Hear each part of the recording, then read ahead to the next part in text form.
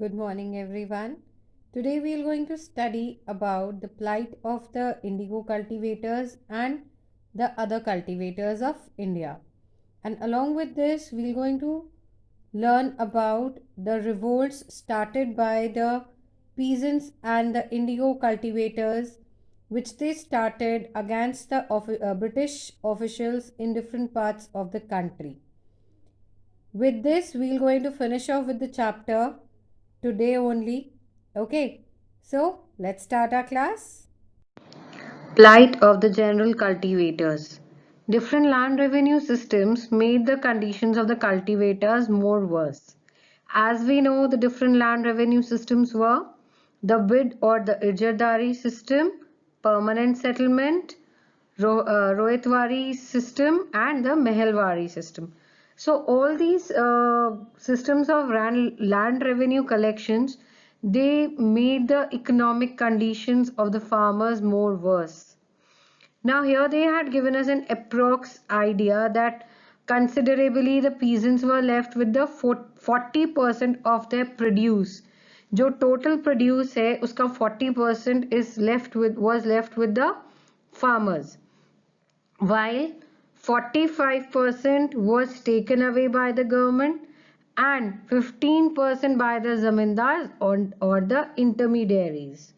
Okay, so approximately they were left with the 40%. Now, even to save their lands from getting auctioned, they took the money from the money lenders, and money lenders also exploited them badly.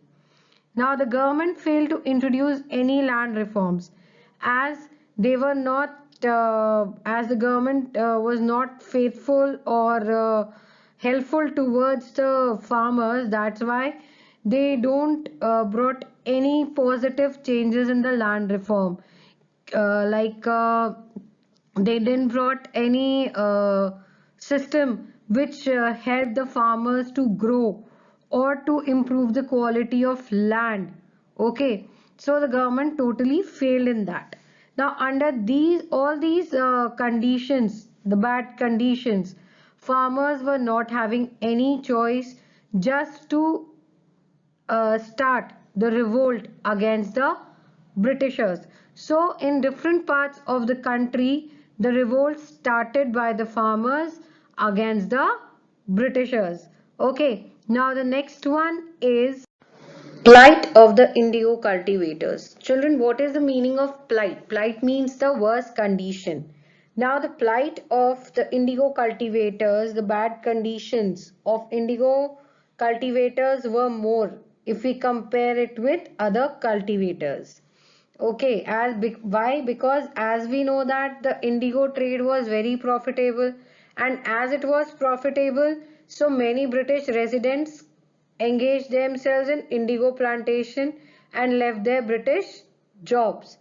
And those British officials were known as indigo planters, and the Indian indigo farmers who were cultivating the indigo are known as indigo cultivators. Now these British indigo planters, they made a agreement with the indigo cultivators, and that agreement was very much simple on the paper, but it was really very harmful, or we can say disastrous for the cultivators. Why? Let's see. Now they were given a fixed rate for their produce. The Indian indigo cultivators were given a fixed rate for their produce.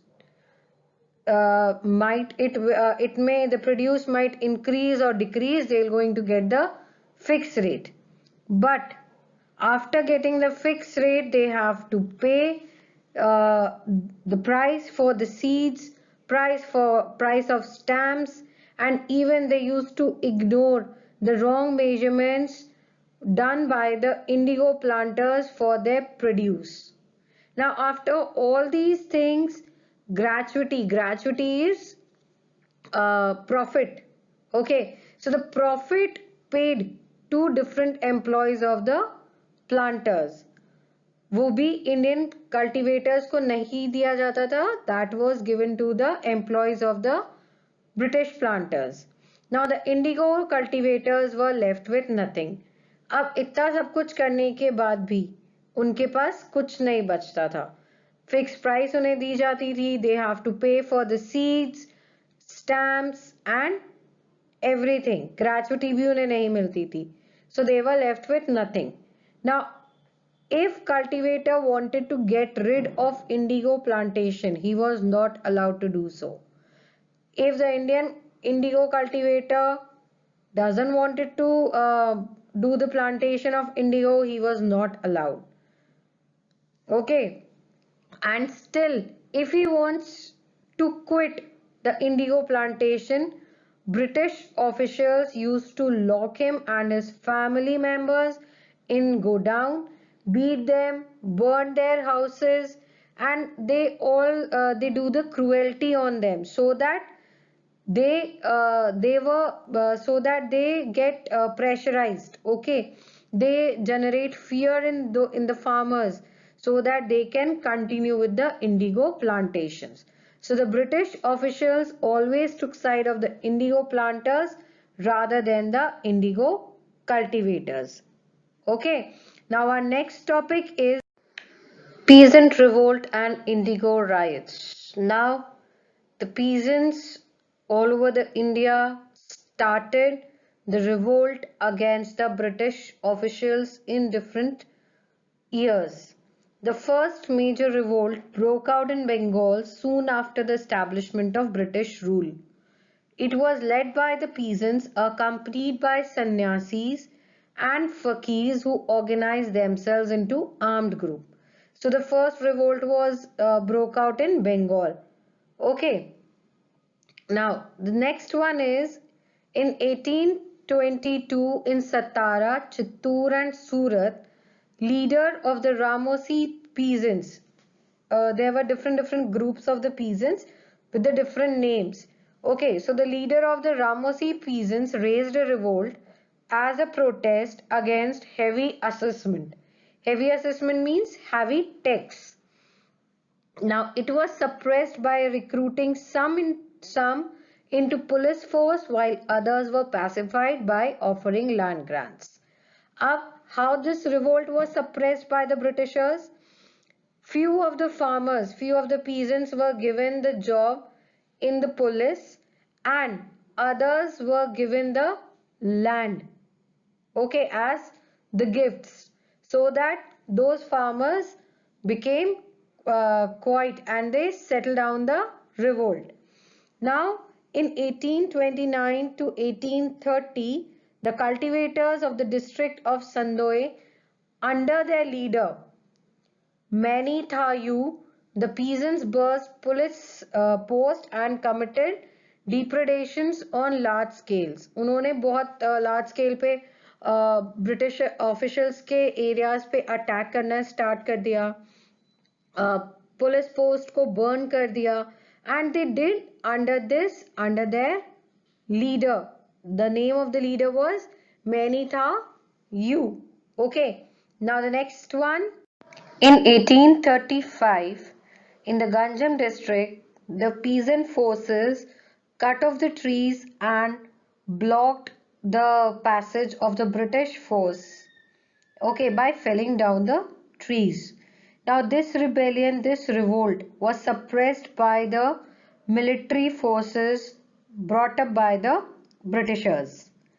Next in 1842, peasant revolt in Sagar took place under the leadership of Bundela landowner Madhukar.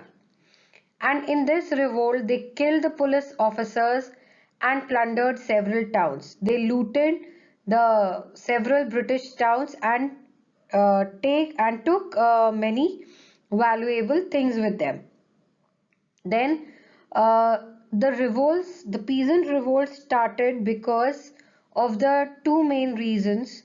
The first one was the heavy land revenue, and another was auctioning of the land of the farmer's land if he was unable to pay the land revenue. Now, similarly with the indigo cultivators, they also started the revolt against the indigo planters who had indirectly uh, who had indirectly made them in a loss by signing the agreement.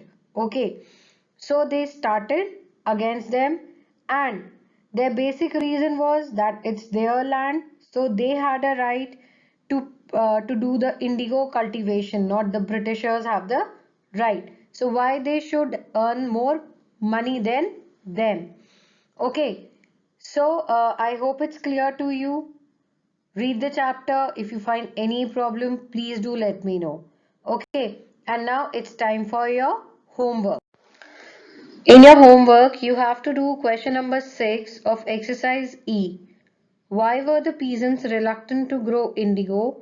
What circumstances ultimately led to the collapse of the indigo production?